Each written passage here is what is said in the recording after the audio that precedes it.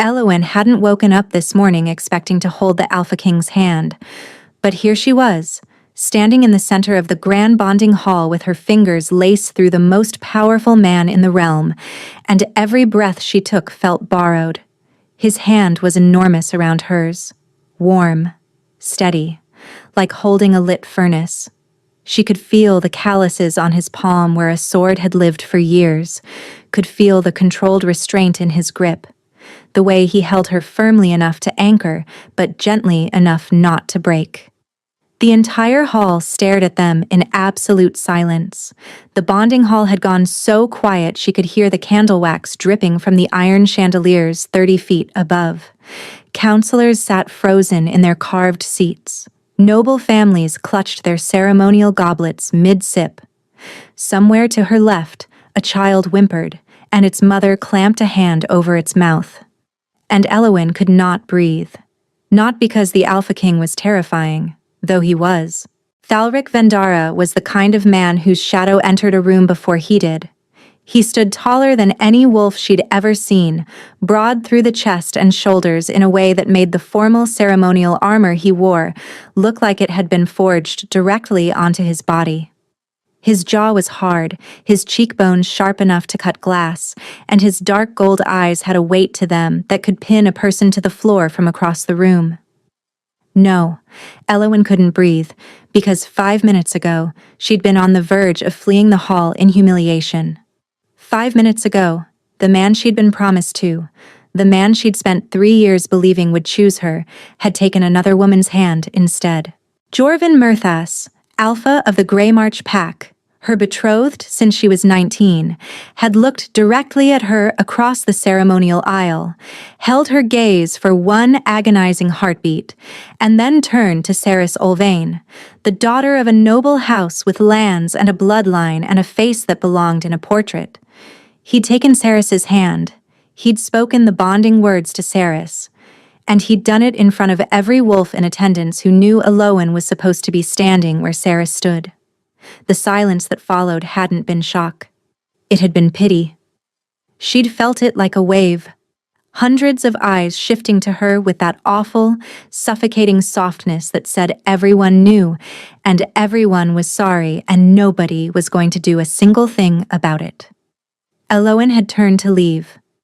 Her legs were shaking so badly she wasn't sure they'd carry her to the door, but she'd rather collapse in the corridor than cry in front of the entire court.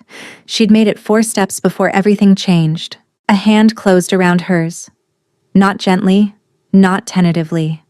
A decisive, deliberate grasp that stopped her mid-stride and sent a jolt through her body so violent she nearly gasped out loud.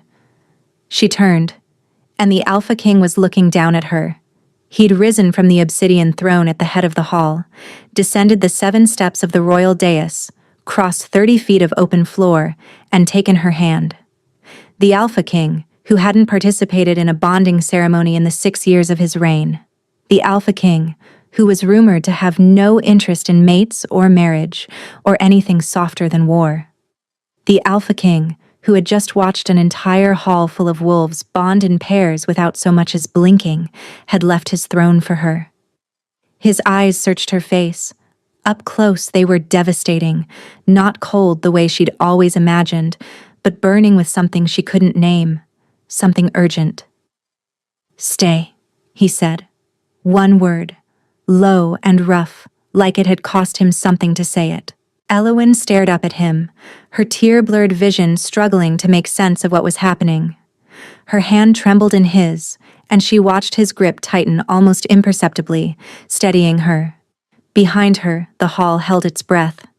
Somewhere in the stunned silence, she heard Jorvin's sharp intake of air.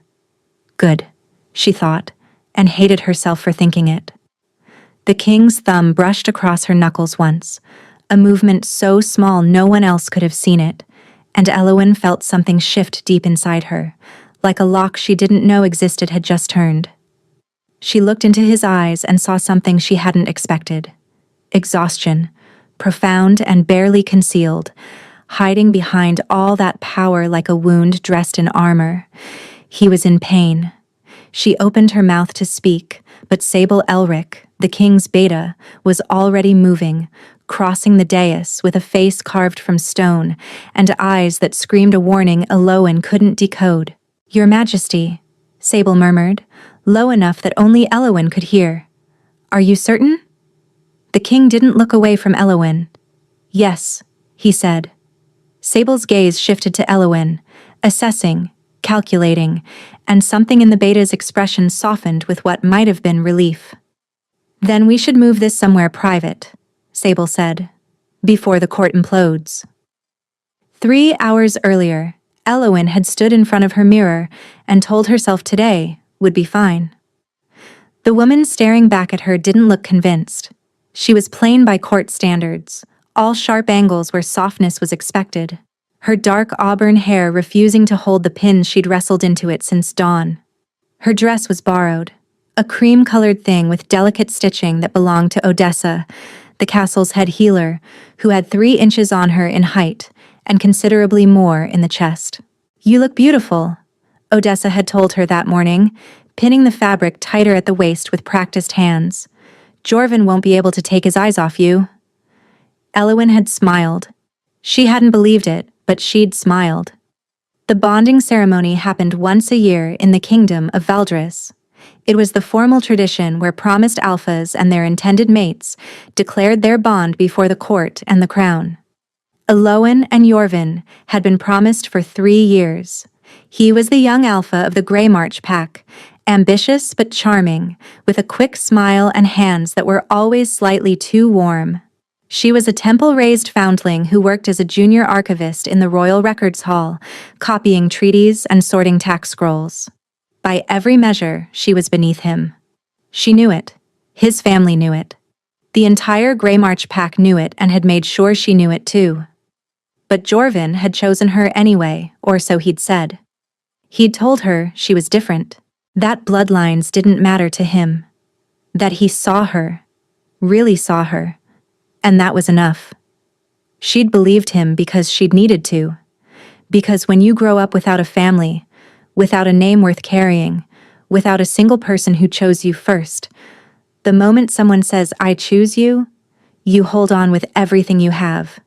So when the hall filled and the ceremony began and the bonding pairs lined up along the great aisle, Elowen had taken her place with her pulse hammering and her borrowed dress slightly too loose at the shoulders, and her heart so full of desperate, terrified hope that it ached. She watched the first 3 pairs bond, watched alphas take their mates' hands and speak the ancient words, watched the hall erupt in cheers each time. Then it was Jorvin's turn.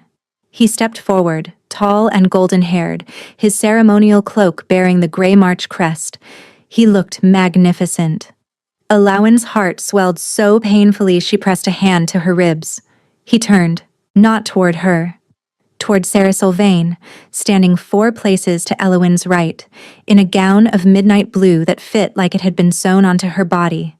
Saris, whose father controlled the eastern trade routes. Saris, whose family name opened doors that Elowen didn't even know existed. Jorvin took Saris's hand. The words he spoke were the same ancient bonding vows Elowen had memorized, had whispered to herself in the dark for weeks, imagining this exact moment. Only he was saying them to someone else, and the hall was cheering, and Saris was smiling with the calm certainty of someone who had expected this all along. Elowen stood perfectly still. She didn't cry. She didn't gasp. She didn't make a scene. She simply stood there while the ground opened beneath her feet and swallowed every fragile, stupid hope she'd ever allowed herself to hold. The pity came next. Hundreds of eyes finding her, recognizing her, calculating how quickly to look away. She felt it on her skin like a brand. She turned and walked toward the door. And then the king took her hand, and the world rearranged itself around her. The private chamber Sable led them to was a small antechamber off the main hall, windowless and lined with old tapestries. The moment the door closed, the king released her hand, and Elowen felt the absence of his touch like a physical blow. She pressed her back against the wall and tried to stop shaking. Sable stood by the door, arms folded, watching the king with an expression Elowen couldn't read. "Your Majesty," Elowen managed, her voice thinner than she wanted. I don't understand what just happened. The king didn't answer immediately. He stood with his back to her, one hand braced against the stone wall, his head slightly bowed. Up close and away from the spectacle, she could see what the armor and the distance had hidden. The rigid set of his shoulders wasn't authority. It was control. The kind of white-knuckled, desperate control that came just before collapse. "What is your name?" he asked without turning around. "Elowen Thessaly, Your Majesty." "The archivist." She blinked. "You know who I am?" He turned his head, just enough for her to catch the edge of his profile. "You read the treaty amendments to the council last month." Elowen stared at him. She had. She'd been pulled in as a last-minute substitute when the senior archivist fell ill. She'd been terrified, stammering through 14 pages of territorial clauses in front of the most powerful wolves in Valdris, certain she was going to be sick on the council table. "You remember that?" she asked. The king was quiet for a long moment. Something flickered across his face, gone before she could name it. "Elowen," Sable said, stepping forward. "What happened in the hall was unprecedented. The king has never claimed a hand at a bonding ceremony." "I gathered that," Elowen whispered, still staring at Thalric's turned back. "Why me? I'm nobody. I'm an archivist in a borrowed dress." Sable exchanged a glance with the king. Something passed between them, unspoken and heavy. "You need to stay within the palace grounds," Sable said, ignoring the question entirely. "Don't speak of what happened to anyone. Return to your quarters and wait." "Wait for what?" Sable opened the door. "I'll come for you before nightfall. Can you do that?" Elowen looked from Sable to the king's rigid back. 1,000 questions crowded her throat, but the look on Sable's face left no room for argument. "Yes," she said. She fled. She made it to the end of the corridor before the tears finally came, hot and blinding, and she pressed herself into an alcove and sobbed so quietly that no one passing would have heard. Not for Jorvin. Not anymore. But for the terrifying, inexplicable thing that had just happened, and for the look of raw exhaustion she'd seen hiding behind the Alpha King's eyes. Something was very, very wrong with the king, and somehow, impossibly, it now involved her. The waiting was unbearable. Elowen sat on the edge of her narrow bed in the archivist quarters and stared at the wall. She'd changed out of the borrowed dress and into her work clothes, wool and linen that fit properly and didn't make her feel like a child playing pretend.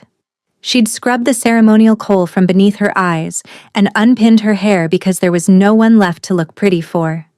Then she'd sat down and waited, and her mind had spiraled. A knock on the door made her jump so violently she nearly fell off the bed. Sable stood in the corridor, still in ceremonial dress. "Come with me," she said. No explanation, no preamble. Elowen followed on unsteady legs. They climbed stairs she'd never been allowed to climb, passed through corridors reserved for nobility, and entered a wing of the palace Elowen had only ever seen from the outside. Sable stopped at a heavy oak door reinforced with iron and turned to face her. "Before we go in, I need you to understand something." Elowen swallowed hard. "All right. The king is unwell." The words landed like stones dropped into still water. "Unwell how?" Elowen asked. "What I'm about to tell you does not leave this corridor," Sable said. "Not the court, not the nobles, not your pillow when you talk in your sleep." "I don't talk in my sleep," Elowen said. Sable raised one eyebrow. "Fine, I occasionally talk in my sleep," Elowen amended, "but I'll keep the secret." Something shifted in Sable's expression, the faintest crack in the composure that might have been approval. "The king hears voices," Sable said. Elowen blinked. "He hears voices?" "Every wolf in Valdris. Every thought, every fear, every grief, every desire. The crown bond connects him to his people. That's how it's supposed to work. A faint awareness, a sense of the kingdom's well-being. But for the king..." Sable paused. The connection broke open after the siege at Ashenmoor. What was once a whisper became a roar. He hears everything, all the time, thousands of minds pressing against his at once. He cannot shut it out. Elowen stared at her. That's not possible. That would drive a man mad? Sable finished. Yes, it's been 11 months. The healers have tried every remedy, every ward, every magical suppression they know. Nothing works. He sleeps in fragments. He can barely hold a conversation some days. The court believes he's distant and cold by nature. In truth, he's suffocating under their thoughts and fighting to keep his own. The corridor felt colder suddenly. Why are you telling me this? Elowen whispered. Because when you read those treaty amendments last month, the king was in the middle of an episode. 3 healers were standing by, ready to intervene. Sable held her gaze. When you started reading, Elowen, the voices stopped. Stopped? She repeated. Completely. For the entire 14 minutes you were speaking, the king heard nothing but your voice, no other minds, just you. Elowen pressed her hand against the stone wall for support. And today, she said slowly, at the ceremony. The hall was full. Hundreds of wolves broadcasting emotion at once. He was losing hold. Sable's jaw tightened. And then you started walking toward the door. When he reached you, when he touched your hand. Silence, Elowen murmured. Silence, Sable confirmed. He wants to see me, Elowen said. It wasn't a question. He doesn't want to ask. Sable corrected gently. He told me to give you the choice. Sit with him, that's all. If it holds, we'll know it wasn't a coincidence. Elowen thought of the exhaustion she'd seen behind his eyes. 11 months of every mind in the kingdom screaming into his skull, and he'd been standing upright through all of it, pretending he wasn't being torn apart from the inside. Open the door, Elowen said. The king's study was larger than her entire quarters. A fire burned low in a stone hearth wide enough to roast an ox. Maps covered one wall, treaties and correspondence another. And behind the desk sat Thalric Vendara with his head in his hands. He didn't look up when the door opened. Elowen saw it immediately, the way his fingers pressed against his temples like he was physically trying to hold his skull together. The shallow, controlled breathing of a man managing agony 1 second at a time. Sable gestured to a chair near the wall. Elowen sat. The fire crackled. The clock on the mantel ticked. The king didn't move. On the 3rd minute, his fingers loosened against his temples. On the 5th, his breathing changed, deeper, less ragged, like a man who'd been holding his breath underwater and had finally broken the surface. By the 7th minute, he raised his head and looked at her. His eyes were glassy with residual pain, but the fracturing tension she'd seen earlier was fading. He looked at her the way a man dying of thirst looks at rain. It's quiet, he said, his voice rough and disbelieving. It's actually quiet. Elowen's throat tightened so painfully she had to look away. Behind them, Sable exhaled slowly and leaned against the doorframe. And in the silence that followed, something shifted between them. Not a bond. Not yet. But the space where one could grow. How long has it been? Elowen asked carefully. Since you last had quiet? The king stared at her. He looked away toward the fire, and in the flickering light, she saw his throat work around a swallow. I don't remember, he said. The words were so soft she almost missed them, and the devastation in them hit her so hard she forgot, for a moment, that he was the king, that she was nobody, that this entire situation was impossible. She just saw a man in unbearable pain who'd finally found a single moment of peace, and she decided, right there, that she would sit in this chair for as long as he needed. Sable must have seen the decision on her face, because the beta straightened, gave Elowen a look that carried more gratitude than words could hold, and slipped silently from the room. The door closed behind her. And for the first time in 11 months, the Alpha King sat in perfect, merciful quiet. He was asleep within 20 minutes. his head tipped forward gradually, his pen going slack in his hand, his breathing deepening into something slow and steady and utterly peaceful. Elwyn watched it happen, afraid to move, afraid to breathe too loudly, afraid that whatever fragile magic existed between them would shatter if she so much as shifted in her chair. She sat perfectly still and watched the most powerful wolf in Valdris sleep like a child. And the thing that terrified her most wasn't the situation, wasn't the impossibility of it, wasn't even the memory of Jorvin's betrayal still raw and bleeding inside her. It was how much she wanted to stay. A rhythm formed over the following days, quiet and strange and utterly unlike anything Elwyn had ever experienced. Each evening, after the palace settled into its nighttime hush, a guard would appear at her door. No words exchanged, just a nod, and Elwyn would follow him through the corridors she was slowly beginning to memorize, up to the king's private study, where Thalric would be waiting behind his mountain of documents, fighting to hold himself together. She would sit, he would work, and within minutes, the tension would drain from his shoulders like water through open fingers. They didn't speak at first. The quiet between them was the entire point, after all. A literal, medicinal stillness that existed only because she was near. Breaking it felt dangerous, like tapping on glass that was already cracked. So Elwyn brought scrolls from the archive to keep her hands busy. She'd copy treaty amendments by candlelight, while the king reviewed military dispatches across the room, and the only sounds were the scratch of quills and the occasional pop of the hearth fire. It should have been awkward. Two strangers sharing a room every evening, bound together by something neither of them understood. And it was awkward, brutally so, for the first 3 nights. On the 4th night, Elwyn sneezed. It was a spectacular sneeze, the kind that came without warning and sounded like a small animal being startled. She clapped both hands over her face, mortified, ink smearing across her cheek. The king looked up from his dispatches, stared at her, and the corner of his mouth moved.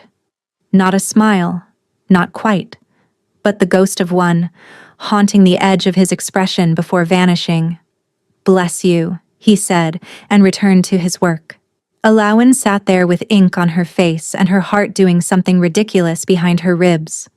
After that, the quiet loosened. Small cracks appeared, and words slipped through. He asked her once, without looking up, what she was copying. She told him it was a 200-year-old water rights dispute between territories that no longer existed. He made a sound that might have been amusement. She told him the original scribe had written furious margin notes insulting both parties, and Thalric actually paused his writing to listen. "Read one," he said. Elwyn cleared her throat and read aloud in her most formal archival voice. "Lord Belmond claims the eastern tributary belongs to his house. Lord Belmond is also a spectacular idiot who couldn't find a river if he fell into one." The king exhaled sharply through his nose. It wasn't a laugh, but it was close. And Elwyn felt a warmth bloom through her that had nothing to do with the fire. She started reading to him after that. Not always the treaty copies. Sometimes passages from histories she found interesting. Sometimes records of old court disputes that were so petty they bordered on comedy. She found herself choosing pieces that might make him react, hunting for the ones that would crack through his composure. And each time she succeeded, each small, almost laugh or raised eyebrow, it felt like finding light in a locked room. He never asked her to read, but a second candle appeared on her desk one evening, positioned perfectly to illuminate her scrolls. The next night, the chair she sat in had been replaced with one that had a cushion. "New chair," she observed. "The old one was damaged," the king replied without looking up. "It looked fine to me. It was structurally unsound." Elwyn bit back a smile and didn't push it, but she ran her hand over the cushion, soft wool, dyed a deep green that happened to be her favorite color, and felt something tighten in her throat. He noticed things. That was what undid her. Small things no one else would bother with. The way she rubbed her neck when she'd been bent over scrolls too long. The fact that she always chose chamomile from the tea service, and never the black. The evening she arrived with red-rimmed eyes after overhearing two courtiers whispering about how the king's little foundling must be buying favor with pity, and he'd taken one look at her face and said, with quiet, cold precision, "Who?" She'd shaken her head. "It doesn't matter. It matters to me." 3 words, spoken without inflection, without drama, while he kept his eyes on the document in front of him. And they'd rearranged something fundamental inside her. It was getting harder to pretend this was professional. Harder to ignore the way her pulse quickened when the guard knocked each evening. Harder to leave each night when Sable came to escort her back, stepping out of his presence and feeling the absence of him like walking from warmth into winter. Harder, most of all, to ignore what her wolf was doing. The creature had been quiet her entire life, so dormant that Eowyn had wondered sometimes if her wolf even existed. But now it stirred constantly, pressing forward beneath her skin whenever she was near him, reaching toward his presence with a desperate, wordless recognition that Eowyn didn't dare examine too closely. Because she knew what that pull meant. Every wolf knew. And she couldn't afford to believe it. Not her. Not with him. 2 weeks into the arrangement, Sable pulled her aside after an evening session. "He slept 4 uninterrupted hours last night," the beta said. "He hasn't managed that in 11 months. Eowyn didn't know what to say. "We need to understand why this is working," Sable continued. "Odessa is researching historical precedents. If there's a way to replicate your effect without requiring your physical presence." "Of course," Eowyn said quickly. "That would be better for everyone." Sable studied her face for a moment too long. "Would it?" she asked. Eowyn didn't answer. The first time it happened, Eowyn thought she was losing her mind. She was in the archive, 3 floors below the king's chambers, sorting a delivery of water-damaged scrolls from the eastern outpost. Midday. Ordinary. Safe. Then the whisper came. Not a voice she recognized, not words she could pin down, just a pressure behind her eyes and a low hum at the edge of hearing, like standing too close to a beehive. She pressed her fingers to her temple and blinked hard, and it faded. She told herself it was exhaustion. She'd been keeping late hours with the king and early mornings in the archive. Her body was simply protesting. The second time, she was carrying a stack of bound ledgers down the main corridor. The whisper was louder, a rushing sound. Dozens of murmuring voices layered on top of each other, none distinct enough to separate. She stumbled, caught herself against the wall, and the ledgers scattered across the stone floor. A passing servant helped her gather them and asked if she was all right. Eowyn said yes. She was lying. The third time, she was sitting in the king's study during their evening session. Thalric was reading a report, his face calm, his breathing even. The stillness held beautifully, a warm, steady absence of noise that wrapped around them both. And then, something cracked. Not audibly. Inside her. A door she didn't know existed opened a fraction, and the sound poured in. It wasn't a whisper anymore. It was a flood. Hundreds of voices, raw and desperate and tangled together, crashing through her skull with such force that her vision went white. She heard grief and rage and fear and loneliness, felt the weight of 1,000 private agonies pressing against the inside of her mind, and for one terrible, suffocating instant, she understood. This was what he lived with. Every second. Every day. This screaming, relentless tide of other people's pain, and he had been carrying it for 11 months while signing his documents and pretending he wasn't being torn apart from the inside. Eowyn gasped. Her hands flew to her head, her teacup falling from the arm of her chair and shattering on the stone floor. The king was on his feet instantly. Eowyn. His voice cut through the noise like a blade, sharp and clear and impossibly steady. She felt his hands on her shoulders, felt him kneel in front of her chair, and then his palms were cradling her face, tilting it up, forcing her to meet his gaze. "Look at me," he commanded. "Focus on my voice. Only my voice." She tried. The noise roared and clawed and dragged at her consciousness, but his voice was there, an anchor point in the chaos, and she grabbed hold of it with everything she had. The flood receded, slowly, agonizingly, like a tide being pulled back by force. The voices dimmed to a murmur, then a whisper, then nothing. Quiet returned. Alawan sagged forward and his arms caught her, pulling her against his chest. She could feel his heartbeat, rapid and hard beneath the fabric of his shirt, and his breath against her hair, ragged with barely controlled panic. "You heard them," he said. Not a question. She nodded against his chest, still trembling.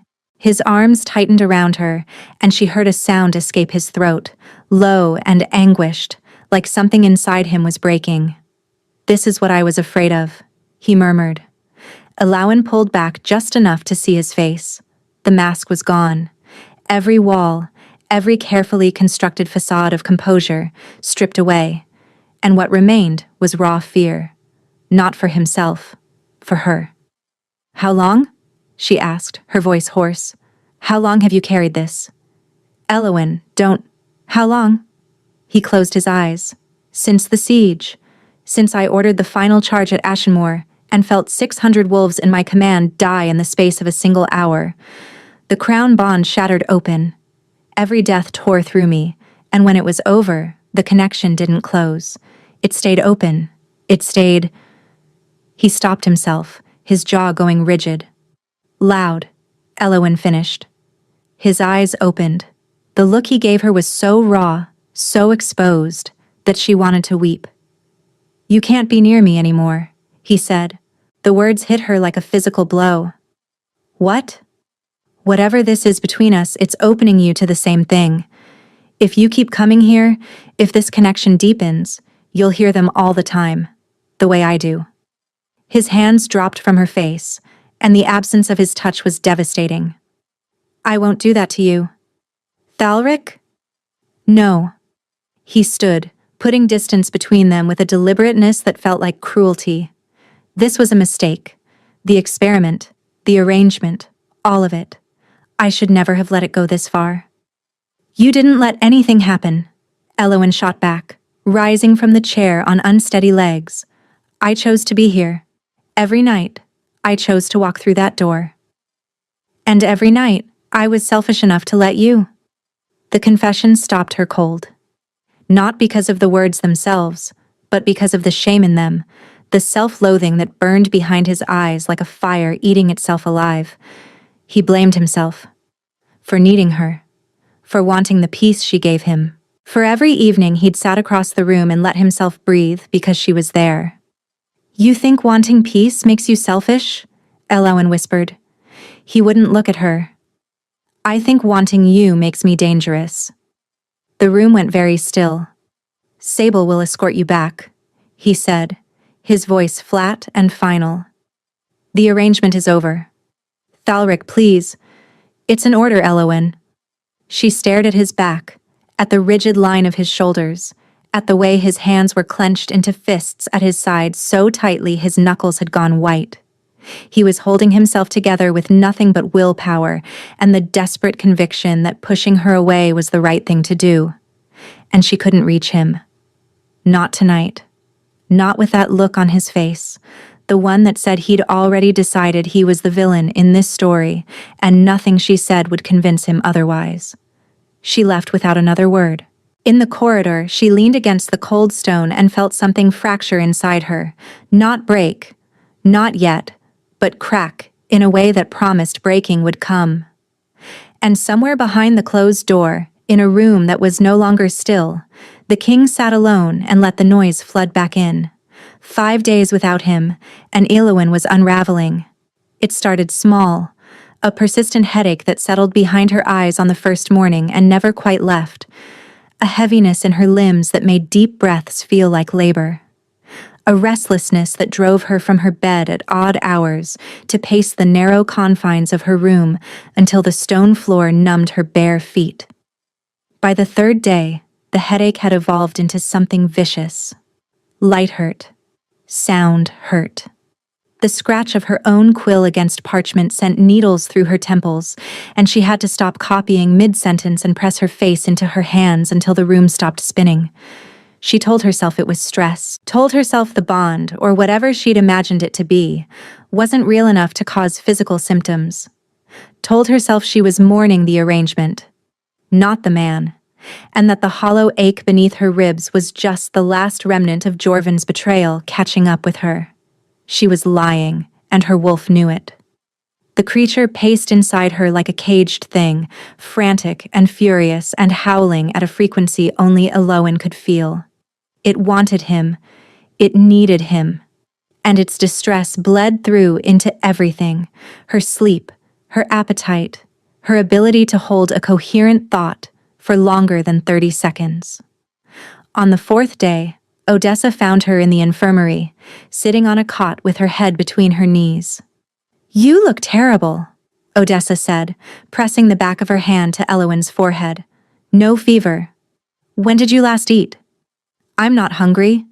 That wasn't the question. Elowen didn't answer because she genuinely couldn't remember.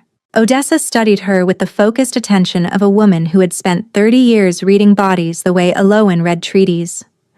"Child," Odessa said gently, sitting beside her on the cot. "I know about the arrangement with the king." Elowen's head jerked up. "Sable told me," Odessa continued. "After the king ended it. She was worried about you." The healer paused. "And about him. How is he?" The question was out before Elowen could stop it, desperate and raw. Odessa's expression told her everything. "He hasn't slept since you left. The episodes are getting worse. Yesterday, he collapsed during a council session. Sable managed to pass it off as exhaustion, but the advisors are starting to ask questions." Elowen pressed her hands over her eyes. "He won't see me. He thinks he's protecting me." "And perhaps he is," Odessa said carefully. "Sable told me what happened, that you heard the voices. Once, for a few seconds. Once is enough to know it's possible." Odessa took Elowen's hands, lowering them gently from her face. "I've been researching, going through every record we have on crown bonds and their effect on mates." Elowen flinched at the word. "We're not—" "You are," Odessa interrupted, firm but kind. "I've suspected since the second week, and your symptoms now confirm it. The migraines, the loss of appetite, the inability to sleep, those aren't coincidence. An incomplete mate bond under stress produces exactly this. Your wolf is reaching for its other half and finding nothing. The longer the separation continues, the worse it will get." "How much worse?" Odessa didn't answer immediately, and the pause was its own kind of cruelty. "Odessa," Elowen pressed, her voice cracking. "How much worse?" "The historical records describe a cascade," Odessa said quietly. "Physical deterioration, loss of wolf, and eventually, if the bond is strong enough, and the separation prolonged enough." She didn't finish. She didn't need to. "Does the king know?" Elowen whispered. "That he's killing you both?" Odessa's voice was uncharacteristically sharp. "I suspect he believes he's the only one suffering. He's quite committed to that particular delusion." Elowen stood. The room tilted, and she grabbed the edge of the cot to steady herself. "I need to see him." "You need to eat something first," Odessa said, catching her arm. "And sit back down before you fall." "Odessa, sit. Eat. Then we talk strategy, because storming the Alpha King's chambers while you can barely stand upright is not a plan. It's a collapse with extra steps." Despite everything, a weak laugh escaped Elowen's throat. She sat. She ate, mechanically, barely tasting the bread and broth Odessa pressed into her hands, and while she chewed, Odessa laid out what she'd found. "The crown bond was never meant to function this way," the healer explained.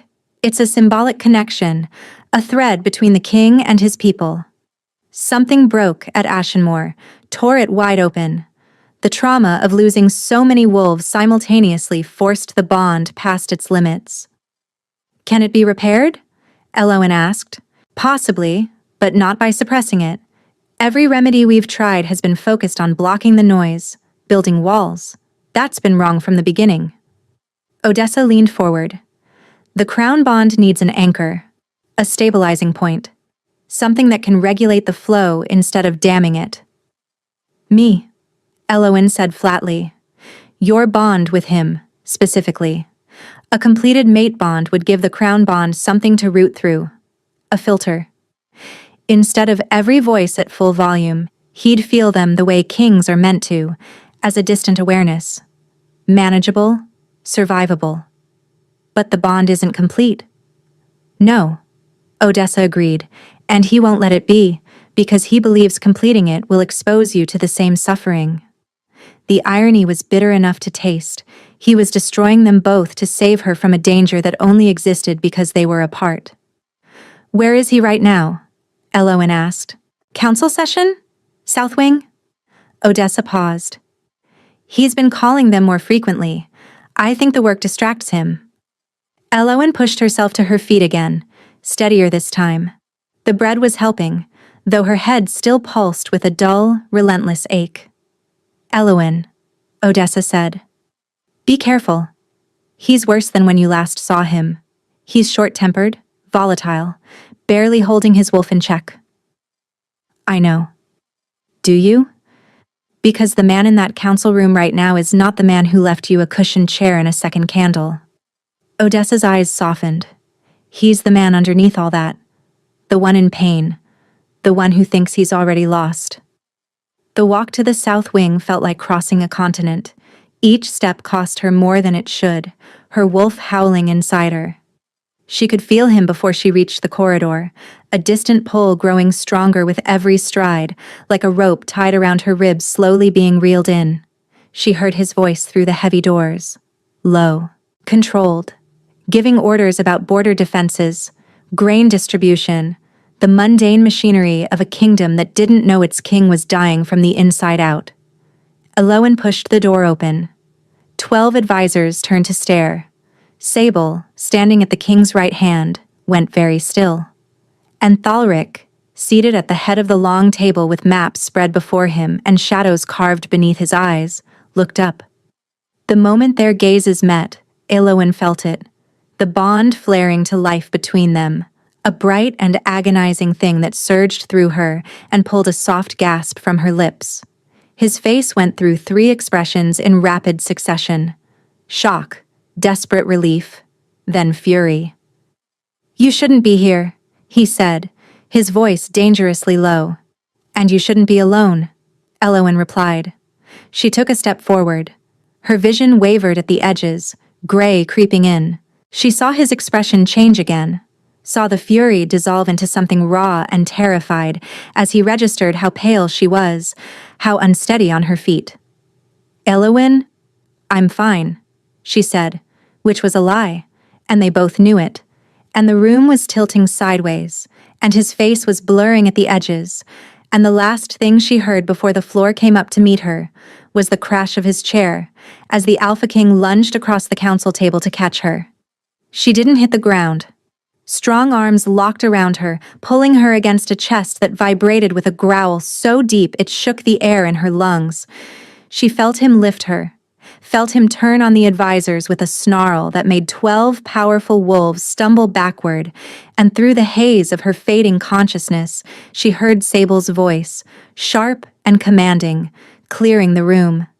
Then it was just his heartbeat against her ear, fast and desperate and furious, and his voice in her hair, stripped of every pretense of composure. "Don't you dare," he whispered. "Don't you dare leave me in the noise." Elowen closed her eyes and the world went quiet. Elowen opened her eyes to the smell of dried herbs and the low murmur of a fire she didn't recognize. The infirmary. Stone ceiling. Warm blankets tucked too tightly around her legs. And beside her bed, close enough that she could have reached out and touched him, the Alpha King sat with his elbows on his knees and his head bowed, as though he'd been sitting in that position for hours. He hadn't heard her wake. Or maybe he had and couldn't bring himself to look up. She watched him in the amber firelight, the exhaustion carved into every line of his body. The way his hands were laced together so tightly the tendons stood out beneath his skin. He looked smaller somehow, folded into this wooden chair beside a narrow infirmary cot, stripped of the throne and the armor and the distance that usually separated him from the rest of the world. He looked human. He looked broken. "How long was I out?" Elowen asked softly. His head came up so fast she flinched. The relief that flooded his face was staggering, and for a moment, his composure cracked wide open. His hand reached for her, hovering above the blanket like he wanted to touch her but didn't trust himself to. 9 hours, he said, his voice rough and scraped raw. "You've been out for 9 hours. I thought—" He stopped, swallowed, tried again. "Odessa said you'd wake. She promised you'd wake." "And you believed her?" "No." The honesty in it was devastating.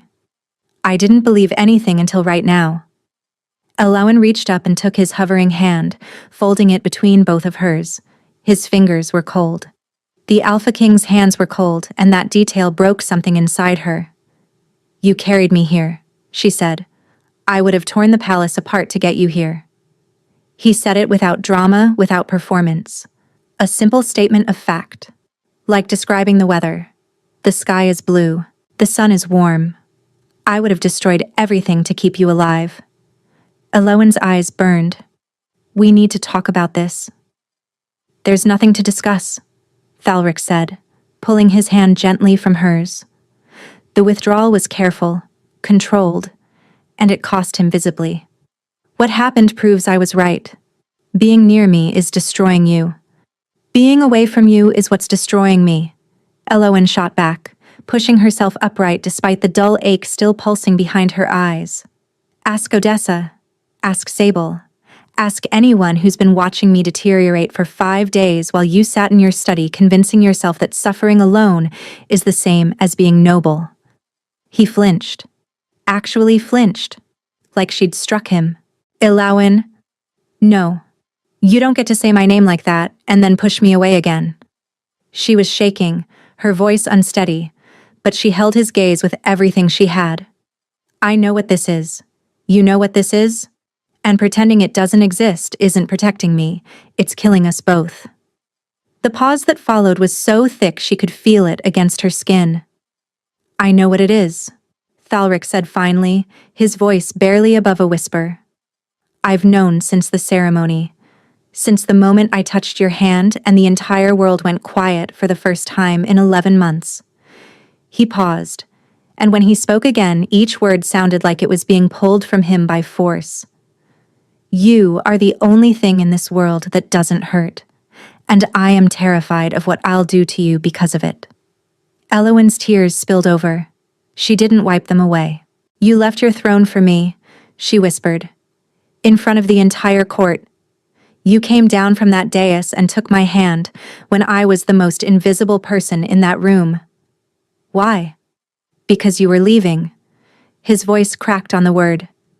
"You were walking toward the door and the noise was getting louder and I knew if you walked out of that hall, the quiet would go with you, and I couldn't." He pressed his fist against his mouth, fighting for control. "I couldn't go back. I wasn't strong enough." "That's not weakness," Elowen said fiercely, reaching for him again. "That's survival." This time, when she took his hand, he didn't pull away.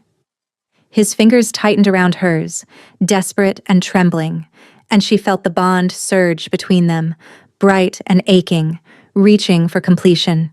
"If we do this," he said, searching her face with an intensity that stole her breath, "there's no undoing it.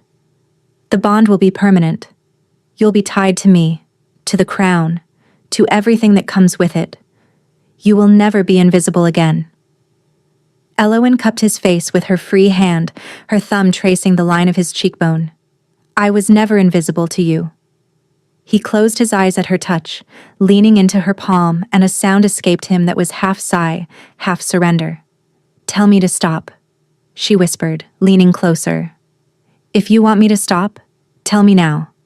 He opened his eyes, burning gold and raw need and something so tender it made her ache. "Don't stop," he said. She kissed him. His response was immediate, one hand sliding into her hair, the other pulling her closer with a gentleness that contradicted the desperation she could feel pouring through the bond.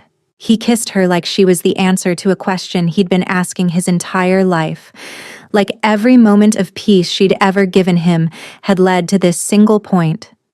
The bond ignited.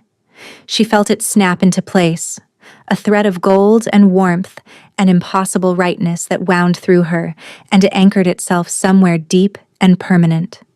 Through it, she felt him, not just his presence, but his mind, his heart, the vast and overwhelming landscape of who he was, and at the center of it all, surrounded by pain and guilt and the relentless weight of a crown that was consuming him alive, a single point of perfect stillness. Her. She was his silence. Thalric pulled back, breathing hard, and pressed his forehead against hers. "I can feel you," he murmured, wonder and terror braided through his voice. "Actually feel you, not just the quiet. You." Elowen smiled through her tears. "Good. Then you'll know I'm not going anywhere." Behind them, the infirmary door opened a crack. Odessa peered inside, took one look at their faces, and quietly closed the door again. Outside in the corridor, Sable was waiting. "Well?" she asked. Odessa leaned against the wall and exhaled. "They'll be fine," she said. "Eventually, but I'm going to need a stronger lock on that door."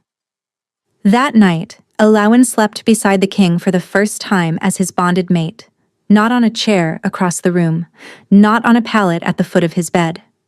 Beside him, his arm around her waist, her back pressed against his chest, their breathing synchronized into a single, steady rhythm. The calm was absolute. Through the bond, she could feel it spreading outward from the two of them like ripples on still water, pushing the noise to the edges, holding it at bay. He slept deeply, more deeply than she'd ever seen. His body went heavy and warm and utterly relaxed, the rigid tension that lived in his shoulders finally releasing. Elowen closed her eyes and let the bond pull her under. She woke in a field, not fog, not darkness.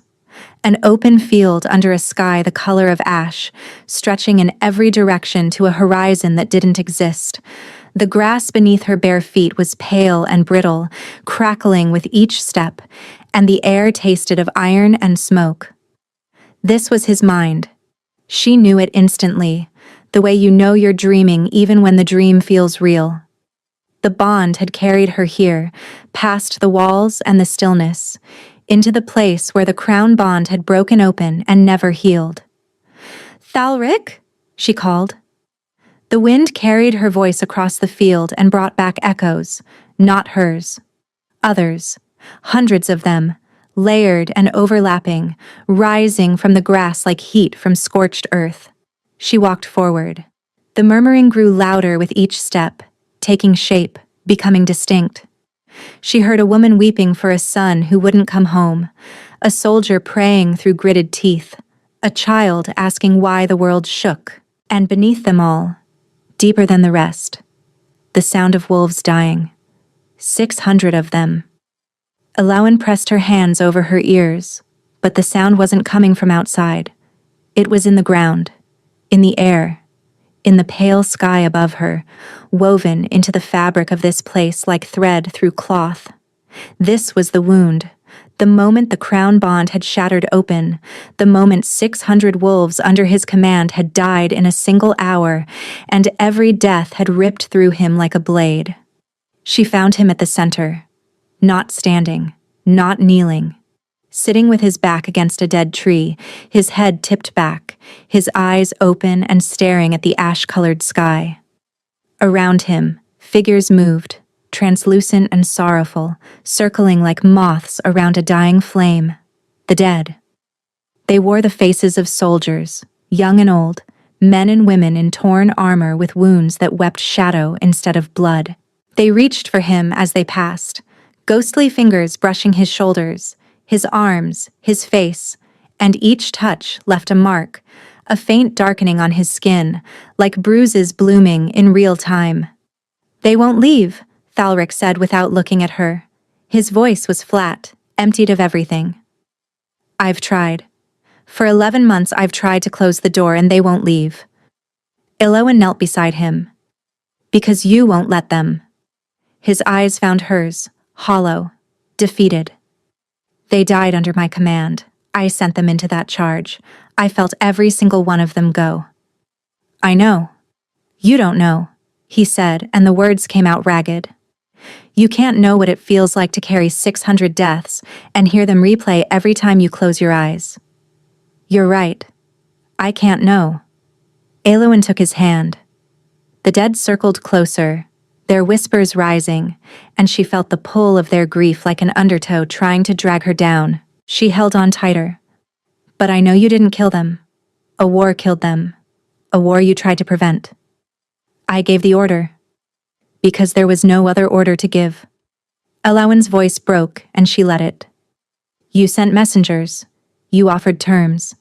You exhausted every alternative, and when none of them worked, you made the only choice that was left. That's not murder. That's command. And it's an awful, unbearable weight. But it's not a sin you need to pay for with your sanity." The nearest figure stopped circling. A young soldier, barely more than a boy, with gentle eyes and a wound across his chest that gaped like an open mouth. He looked at Elowen, then at Thalric, and his expression shifted from accusation to something softer. Something almost like forgiveness. "They don't blame you," Elowen whispered, the realization striking her with such force that tears blurred her vision. "Look at them. Really look. They're not angry. They're trapped. You're holding them here because you believe you deserve to suffer, and as long as you believe that, they can't move on, and neither can you." Thalric shook his head, his jaw clenched so tight she could see the tendons straining in his neck. "If I let go, I forget them." "No." Elowen gripped his face between her hands, forcing him to look at her. "Letting go is not forgetting. Letting go is saying their lives mattered enough for you to honor them by living yours, by being the king they died believing in." A sound tore from his chest, raw and animal and agonizing. His hands came up to grip her wrists, and she felt the full force of his guilt and grief pour through the bond like a dam finally splitting open. It crashed into her, wave after wave, 11 months of swallowed anguish and silent self-destruction, and she took it. All of it. She let it wash through her and held on and didn't let go. "I'm sorry," he gasped, and she didn't know if he was speaking to her or to the dead. "I'm sorry I couldn't save all of you. I'm sorry it wasn't enough." The young soldier stepped forward, placed a translucent hand over his heart, and smiled. One by one, the figures stilled. The circling stopped. The whispers faded, not into silence but into something gentler. A murmur, a lullaby, a farewell. They dissolved. Not violently, not with drama, but softly, like morning mist lifting from a field. Their faces smoothed, their wounds closed. And as they faded, the pale grass beneath Elowen's feet flushed green, spreading outward from where she and Thalric knelt. Color returning to a world that had been drained of it for almost a year. The ash-colored sky cracked. Warm light spilled through, golden and clean, and the dead tree behind Thalric's back trembled and, impossibly, slowly, put out a single green leaf. Thalric collapsed forward into her arms. She caught him the way she always would, her hands in his hair, his face pressed against her shoulder, his body shaking with sobs that were 11 months overdue. She held him while the field healed around them, while the sky cleared, while the last of the whispers softened into gratitude and faded into light. "I've got you," she said against his hair. "I've got you. I'm here." The crown bond shuddered and, for the first time since Ashenmoor began to close, not completely, not all at once, but the gaping wound narrowed, the flood reduced to a stream, and the stream settled into what it was always meant to be, A king's quiet awareness of his people, steady and manageable, and no longer capable of destroying him. Elowin felt it happen through their mate bond, felt the pressure in his mind ease like a fist slowly unclenching, and the relief was so profound that she wept with him. They woke together in his bed, in the warm darkness of his chambers, curled together beneath sheets that smelled of cedar and salt. Thalric was looking at her. His eyes were clear, luminous in the dying firelight, and for the first time since she'd known him, there was no pain behind them. "It's quiet," he said. And then, softer, with a fragile wonder that made her heart crack open. "It's actually quiet." Elowin smiled through her tears and kissed him. The crown bond didn't heal overnight. Some mornings, Thalric woke with the echo of voices lingering at the edges of his consciousness, ghosts of the flood that had nearly consumed him. On those mornings, Elowin would feel him tense beside her, feel the instinctive surge of panic through their bond, and she would reach for him in the half-light and press her palm flat against his chest until his breathing steadied. "Still here," she would murmur, and the echoes would fade. It took weeks for the court to stop whispering about the foundling archivist who had somehow become the Alpha King's bonded mate. It took months for the whispers to shift from scandal to grudging acceptance, helped considerably by the fact that the king, who had been cold and distant and barely functional for nearly a year, was suddenly present again, sharp and engaged, and ruling with a clarity that startled even his closest advisors. Sable never said, "I told you so," but the look she gave Elowin at the formal bonding announcement carried approximately the same energy. Odessa cried at the ceremony. She denied it afterward. No one believed her, and Jorvan Murthas, Alpha of the Grey March Pack, who had chosen a noble name over a foundling's heart, watched from the back of the hall as the woman he'd discarded stood beside the most powerful wolf in the realm and spoke her vows without a tremor in her voice. The king's hand never left hers. Now, months later, Elowin woke slowly in the pale morning light that filtered through the curtains of the king's chambers, their chambers, and listened. Not to silence. The fire crackled softly. Birds called from the courtyard below. Somewhere in the palace, a door closed, and footsteps echoed down a corridor. But in the space between her heartbeat and his, in the golden thread that connected them breath to breath, there was peace. Thalric was still asleep beside her, one arm draped across her waist, his face pressed into her hair, his breathing deep and even and undisturbed. She watched him for a long moment, warmth blooming through her like the single green leaf on a dead tree coming back to life. Then she settled back against his shoulder, closed her eyes, and let the quiet hold them both.